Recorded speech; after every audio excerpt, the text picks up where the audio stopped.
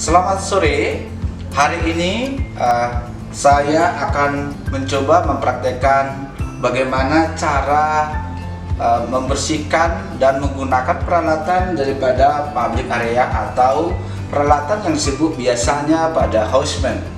Beberapa peralatan yang saya persiapkan ini anak-anakku di rumah agar bisa nanti menggunakan bagaimana how to use the equipment atau peralatan pembersih secara manual. Kedua, bagaimana cara menggunakan bahan dan obat pembersih secara manual. Bahan-bahan kimia ini Bapak akan menjelaskan terlebih dahulu apa saja peralatan yang disebut dengan peralatan secara manual. Biasanya kita di rumah temukan beberapa alat yang disebut dengan mopping floor.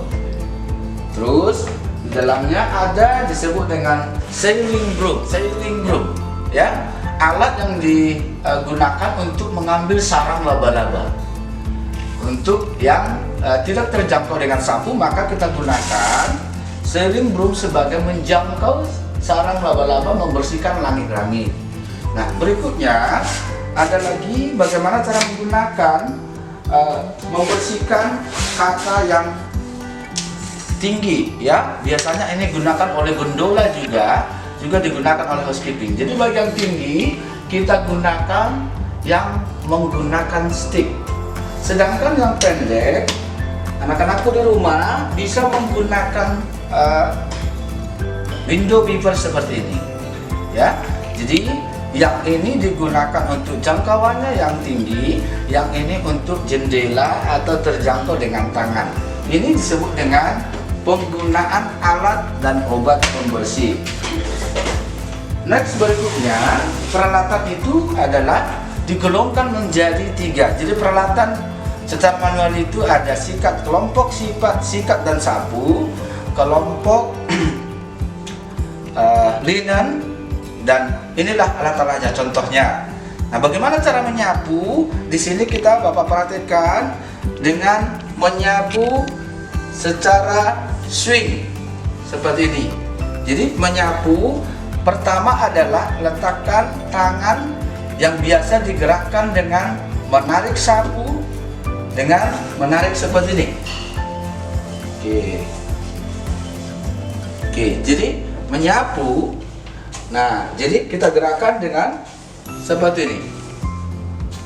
Oke. Anak-anakku di rumah, Bapak akan menjelaskan apa saja peralatan yang umumnya digunakan di public area. Adalah ini satu peralatan pembersih secara manual. Di sini ada ini yang disebut dengan carry caddy. Carry caddy adalah kotak jingjing. Kotak jingjing yang digunakan seorang housekeeping atau houseman dalam membawa peralatan pembersihnya. Di dalamnya ada pembersih untuk gelas atau tikar.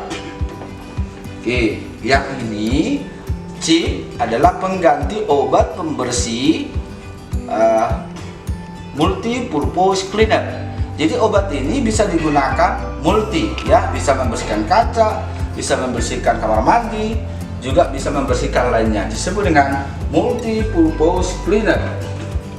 Sedangkan yang ini glass cleaner, pembersih kaca. Glass itu kaca, cleaner pembersih kaca. Yang ini tadi adalah alat untuk membersihkan atau menarik kotoran pada kaca. Oke. Obat berikutnya adalah furniture polish.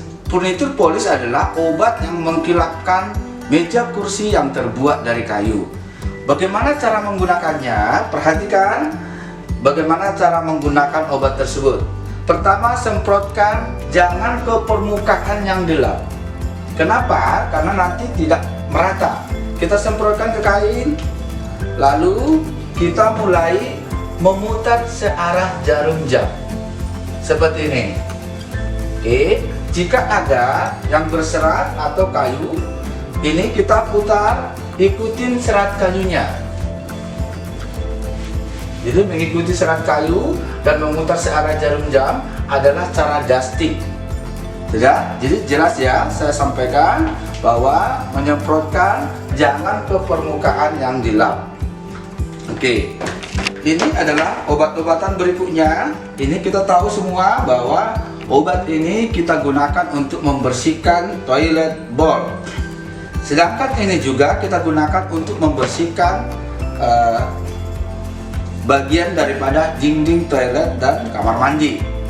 Jadi semua ini disebut menjadi carry caddy atau kotak jinjing yang digunakan oleh houseman dalam pembersihan sehari-hari. Karena untuk yang sikat ini anak-anakku di rumah sangat familiar dengan obat ini, alat ini. Ini adalah toilet bowl cleaner. Nanti bagaimana cara menggunakannya akan kita praktekkan pada kamar mandi. Nah, berikutnya lagi adalah hand brush. Hand brush ini hanya menyikat bagian pojok-pojok atau sudut-sudut yang susah dijangkau. Sedangkan spons digunakan untuk pembersihan yang permukaannya halus, seperti wash basin, wastafel. Nah, digunakan dengan ini. Sedangkan yang permukaannya di pojok-pojok atau lantai kita gunakan dengan hand brush. Dalam prakteknya nanti akan saya bantu bagaimana cara penggunaan tersebut pada tempat pembersihannya. Oke. Di dalam kamar mandi kita selalu houseman itu selalu membawa kelengkapan seperti ini. Ada tisu roll atau toilet tisu. Terus untuk sapu yang mudah dijangkau, kita gunakan sapu seperti ini, sapu tangan. Jadi digunakan dengan jangkauan yang mudah dibersihkan. Contohnya seperti ini. Hal-hal yang mudah, nah tidak perlu dengan menggunakan sapu. Jadi ini langsung sampahnya kita kumpulkan. Ini juga disebut dengan dustpan, menampung sampah sementara. Lalu sampahnya kita buang ke dalam tempat pembuangan sampah. Jadi semua peralatan ini digunakan dengan equipment. Nah, hal yang satu ini adalah untuk scope. Scope itu adalah mengangkat daripada yang mampet. Biasanya digunakan di toilet. Jadi kita tekan dan tarik kembali. Nah, ini untuk yang mampet kita gunakan alat seperti ini. Oke. Sekarang Bapak akan mempraktekkan bagaimana cara membawa troli daripada houseman. Houseman itu adalah public area. Cara membawa di sini jelas bahwa di sini ada dua pegangan atau handle troli. Handle troli ini kita pegang dan dorong ke depan, tidak boleh ditarik. Contohnya, tidak boleh menarik troli seperti ini. Ya, contoh kan? Tidak boleh menarik troli seperti ini. Tapi mendorong troli dengan memegang handle troli dan mendorong seperti ini sehingga kita bisa setir. Mau ke kiri atau ke kanan, menyetir daripada troli. Oke. Next, yang di bagian depan disebut dengan double bucket. Double bucket adalah berfungsi sebagai memisahkan air yang kotor setelah kita gunakan mop. Berikutnya, Bapak perhatikan bagaimana cara menggunakannya. Yang satu adalah air bersih, yang satu nanti menjadi sisa dari kotoran-kotoran yang sudah kita gunakan setelah mop. Cara menggunakannya seperti ini, tekan ke bawah, tekan lagi untuk press sehingga kain mop kita itu menjadi dam atau lembab. Oke. Semua pembersihan yang kita lakukan di public area, yang pertama harus kita memasang tanda atau sign seperti ini. Oke. Contohnya, saya mau membersihkan area ini, berarti saya pasang dulu wet sign floor. Kenapa? Agar nanti orang-orang Arab, para tamu bahwa lantai tersebut sedang dibersihkan, hati-hati licin. Oke, baru saya mulai mengepel lantai dari bagian sign yang saya pasang dengan cara seperti ini. Oke. Bagaimana cara menggunakannya? Perhatikan cara menggunakan kain pel atau mopping tersebut. Pertama, kaki saya atau body language saya, letakkan kain pel di depan, lalu mulailah menarik kain pel ke kiri dan ke kanan. Nah, seperti ini. Jadi irama dalam bekerja atau body language dalam bekerja sangat menentukan kualitas kerja dan hasil kerjanya. Oke, jelas ya. Jadi ini cara-cara penggunaannya. Untuk yang bagaimana penggunaan alat-alat ini nanti lebih lanjut kita lihat di dalam pembersihan kamar mandi atau toilet area. Mari kita perhatikan bagaimana cara pembersihan di kamar tamu hotel, mulai dari kaca, wash basin hingga nanti ke toilet, sesuai dengan obat dan alatnya. Perhatikan. Pertama, semprotkan kaca jangan menghadap ke kita sendiri atau menghadap ke permukaan kita, tapi kita semprotkan ke kaca menyamping. Tujuannya agar semburan dari obat ini tidak langsung berbalik dengan kita. Jadi saya semprotkan, kita mulai menempel ke kaca dengan menggerakkan ke kiri, ke kanan, ke kiri, ke kanan, lalu tarik ke bawah. Oke, kacanya sudah bersih. Lalu kita membersihkan alat dengan membersihkan melap dengan kain yang terbuat dari bahan katun sehingga tidak berbulu. Oke. Langkah berikutnya, bagaimana cara membersihkan daripada wash basin. Jadi cara pembersihannya dimulai dari atas hingga ke bawah. Kita mulai semprotkan obat. Kita semprotkan obatnya. Oke. Terus mulailah dengan gosok secara merata. Kita menggosok secara merata. Kenapa? Agar obat tersebut masuk ke dalam pori-pori daripada wastafel atau wash basin. Jadi kita biarkan beberapa menit, lalu kita kerjakan yang lain.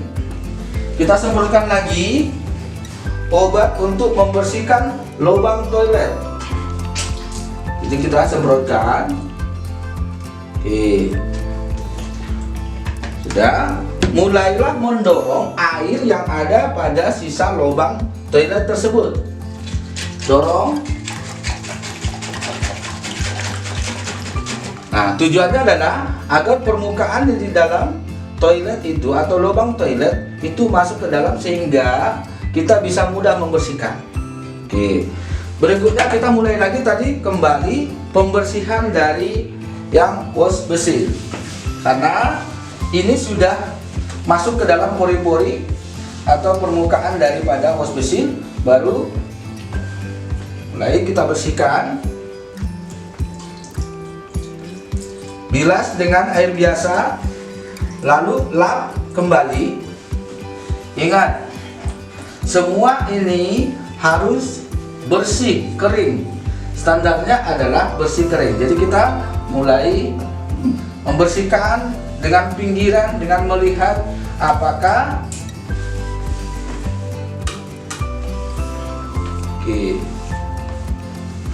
harus posisinya adalah bersih kering ya. Jadi harus mengkilat dan bersih kering, tidak meninggalkan daripada air. Oke, baru ini kita masukkan kembali. Mulailah membersihkan toilet yang sudah disiram atau dengan obat. Mulai kita gosok kembali sehingga nanti permukaannya bersih.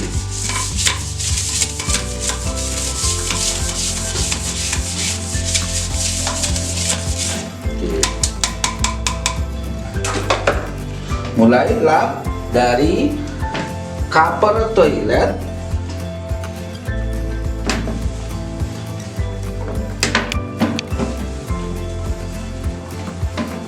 seal toilet, dan lap di bagian pinggiran toilet. Baru mulai semprotkan sehingga toilet sudah terlihat bersih. Standar bersihnya kalau sudah tutup kembali toilet, artinya toilet tersebut belum digunakan.